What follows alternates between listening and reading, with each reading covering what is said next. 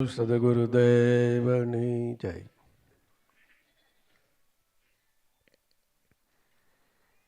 ભલે મનુષ્ય દેહ મળ્યો છે, પણ જો આ મનુષ્ય દેહ જીવન દરમિયાન સત્યની પરખના કરાવનાર કોઈ ગુરુ ન મળે તો મનુષ્ય દેહ આપણને મોંઘો પડી જાય એવો છે.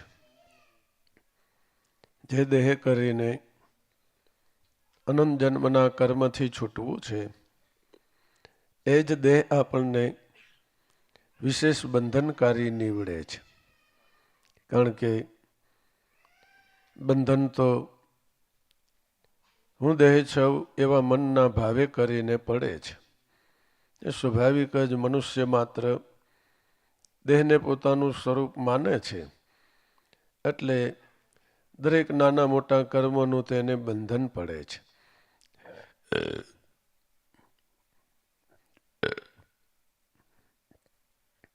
પણ જો જીવનમાં કોઈ આપણા હંસની પૂર્વની કોઈ એવી કમાઈ હોય અને જો એ થકી ગુરુનું મળવું થઈ જાય તો ત્યાંથી આપણને એક નિરાલંબ સત્ય જાણવા મળે છે કે ભાઈ બહુ બીજો કોઈ દાખલો કરવાનો નથી. ભલે કર્મ કેટલા છે એને જાણતા નથી, પણ પહાડોના પહાડો ટૂંકા પડે એટલા જીવ માત્રના કર્મના ગંજના ગંજ પડ્યા છે. લાભુદાદા કહેતા હતા કે આખો પૃથ્વીનો કાગળ કરીએ આપણે તો એક જીવનો લેખો જોખો લખાઈ રહીએ એમ નથી. આપણે તો એની પણ યાદી નથી કરવી કે કેટલા હશે ને કેમ હશે ને કઈ વળી ભોગવવાના હશે ને. એ કડાકોઈટમાં આપણે પડવાની જરૂર નથી. આપણે તો જે થકી એ કર્મની જંજાળ ઊભી થઈ છે એને આપણે તોડી નાખવી છે. એ મનથી દેહના અધ્યાસે કરીને આ કર્મની કડાકોઈટ ઊભી થઈ છે. એટલે જો કોઈ મન ભજન કરી શકે અને ભજન કરીને હું દેહ છું એવા ભાવનો જો બાદ કરી શકે તો સ્વાભાવિકપણે જ અનંત જન્મના કરેલા કર્મથી છૂટો પડી જાય છે, મુક્ત થઈ જાય છે. એકદમ નિરાલંબ સત્ય વળી એકદમ ઝટપટ સમજાઈ જાય એવી સીધી સટ સમજણ છે. પણ મન બિચારું આ વાત જાણવા છતાંય આ દેહને દેહભાવમાંથી છોડાવવા માટે થઈને મન ભજન નથી કરતું. ભજન નથી કરતું એનું કારણ કે મન દેહની વણત જાજી કરે છે, વિષયોની વણત જાજી કરે છે, મારા તારાના દાવારૂપ માયાની વણત જાજી કરે છે. ભલે સંસારી છે, વ્યવહારી છે, બાળ બચરવાળ છે, તો જે કાંઈ કર્મ કરવું ઘટે એ ઘટે તો કરવું પડે, એમાં શું થઈ ગયું. પણ એની અંદર દેહ અહંકારનો જે ભાવ રહેલો છે એ જ આપણને ભજન કરવા દેતું નથી. એને ટાળવા માટે પ્રથમ મહાપુરુષોનો સમાગમ છે, સત્સંગ છે. પણ સત્સંગ મન પોતાના કલ્યાણને માટે નથી કરતો, ખાલી સાંભળવા ખાતર કરે છે. કલ્યાણને માટે જો કરતો હોય તો વાલિયા લૂંટારાને માટે નારદ મુનિનો સમાગમ સત્સંગ એક 5-15 મિનિટ પૂરતો જ હતો અને એ 5-15 મિનિટમાં એને પોતાના કલ્યાણનો માર્ગ શોધી લીધો અને અતિ કરુણાના ભાવથી ઉપાય બતાવવા માટે થઈને નારદજીના ચરણમાં લેટી પડ્યા. મેં કર્મ કરવામાં કંઈ બાકી નથી રાખ્યું, તો આ કર્મથી મારે છૂટવું કેવી રીતે? એ કંઈ વાંધો નહીં, તમે રામ રામ બોલવા માંડી જાઓ કે બાપા એ બહુ નહીં મને સેટિંગ આવે.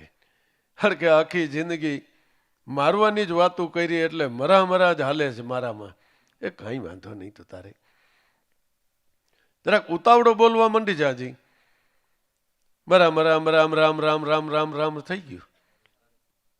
પણ ભાઈઓ એ આવી રીતે કંઈ કોઈ લૂંટારા ઋષિ ન બની શકે. પણ આપણું મન હંસો હંસો કરી રહ્યું છે. એને આપણે ઉતાવળે આ પાઠ ભણાવીને એનું સોહમ કરવું છે. સોહમ હંસો, હંસો સોહમ. જો બાર બાર ઉલટાત આમાં જો પૂરા ગુરુ મળે ને ભેદ બતાવે તો તારું નિશ્ચય મન ઠેરાત. નિરંજન માલા ઘટ મેં ફિરે દિન રાત, ઉપર આવે નીચે જાવે ઈ જ શ્વાસો શ્વાસ ચલ જાત. પણ ભાઈ ગુરુ વગર આનો કોઈ ભેદ ન પાવે. ઓ તો બિરથા ઉમર બિહાદ, નિરંજન માલા ઘટ મેં ફિરે દિન રાત. જે જીવ હંસો હંસો કરી રહ્યો છે, હું દેહ છું, હું જીવ છું, એની પાસે તમે ઉલટા જાપ જપાવો, એની પાસે સોહમનું ગાન ગવરાવો. તો સોહમ શબ્દે સુરતા સાંધો, પછી જાણી લ્યો એના જવાબમાં. દાસ ધીરો કે થાય બાપા તમને દેહમાં દર્શન, મારા ગુરુના પ્રતાપમાં. વાતુથી નહીં, પર્યાણથી નહીં. પોર આઠે જાપ જપો, થોડીક જુગતી જાણી લ્યો જાપમાં. બહાર જે લગાડેલો સ્નેહ છે, એકવાર જો કોઈ અંતરમાં લગાડે તો અલખ બોલી રહ્યો છે આપમાં. પોર આઠે જાપ જપું, પણ એ જુગતીથી જપું. પલોઠી વારીને જપવા જઈશો તો નહીં થાય. સ્પેશિયલ આસન તો નહીં થાય. પણ તમે મનને ગુરુએ બતાવેલા પદની અંદર દ્રઢ લગાડો. પદમાં લેકર આસન રખના, ઉની મુની મુદ્રા સો ધ્યાન ધરો. અગમ અગોચર મંત્રને પઢતા, એકવાર શૂન્ય મંડળમાં જઈને સહેલ કરો. ગુરુએ બતાવેલા પદમાં મનનું આસન લગાવી દે. ખરેખર એ જ ખરું પદ્માસન છે. જો પદ્માસનની ક્રિયા તમે જુઓ, બે પગ એવી રીતે રાખ્યા હોય કે તમારો દેહ જરાય ડગે જ નહીં. એમ અડગપણાથી તમે ગુરુ વચનની અંદર મનને આસન લગાવો. ઉની મુની મુદ્રા કો ધ્યાન ધરો. હોઠ કંઠ જીભના સહારા વગર તમે એક ધારું શબ્દ સ્વરૂપ માટે થઈને ધ્યાન લગાવો. તો શૂન્નામ શબ્દ, મન એ શબ્દની અંદર મહાલતું થઈ જાય છે. એટલે હવે શું થયું કે આ ઉલટા જાપ જપા વાલ્મિક તો ભૈયા બ્રહ્મ સમાના. તો ઈ મન શબ્દરૂપ એટલે બ્રહ્મરૂપ બની ગયું. હવે બ્રહ્મને પાપ પુણ્યની વાત નથી. જીવને ખરી, શિવને નહીં. પરમ જુક્તિ છે. ગુરુએ સાધકને માટે આ પરમ જુક્તિ પ્રાપ્ત કરાવી છે. સાધકનું મન આ સત્યનિષ્ઠાએ ગતિ કરતું નથી. સત્સંગનું સાધન કોઈ પણના મનને શબ્દ સંગી બનાવવા માટે છે. સત્સંગી, સત્સંગી, સત્સંગી. જોતા ખ્યાલ આવી જાય કે આ ભાઈ સત્સંગી છે. પણ ખરો સત્સંગી ક્યારે છે? કે જ્યારે સત એવા આત્માના સંગે મનને લઈ જવાનો પ્રયત્ન કરે, પામે, ઈ ખરો સત્સંગી છે. અટાણે તો આપણે દેહને સત્સંગી બનાવી દીધો છે. દેહ કરીને સેવાને સત્સંગ પણ કરી રહ્યા છે. હવે તમે એકવાર મનને સત્સંગી બનાવો, એના માટે તમારે અન્ય પડોજણમાંથી મનને મુક્ત કરવું પડે. અન્ય વિષયોથી એને પરામુખ કરવું પડે.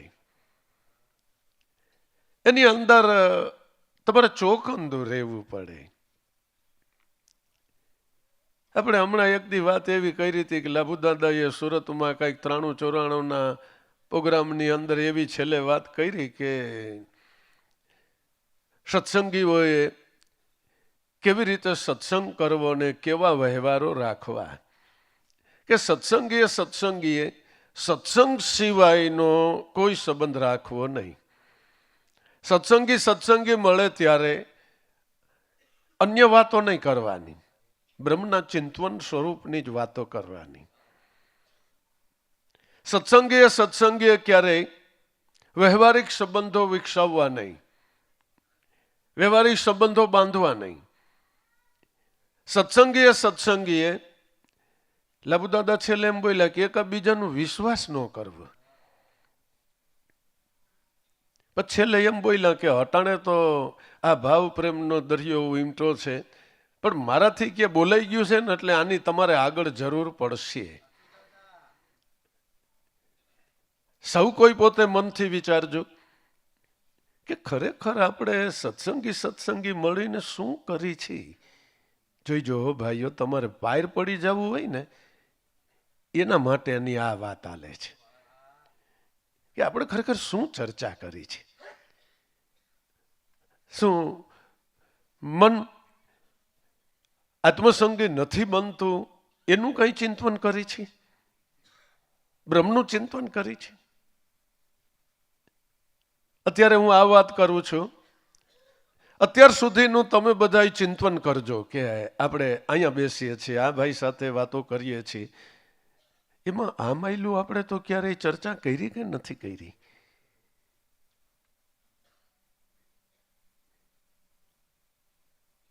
તમારે એક નિષ્ઠાવંત મન બનાવો, બ્રહ્મભાવી મનને બનાવો, અન્ય ચિંતનો એને ના આપો. સત્સંગીએ અન્ય વાતો કરીને આ સત્સંગ, આ મહાન જ્ઞાન એને હાવ વક વગરનું બનાવી નાખે છે.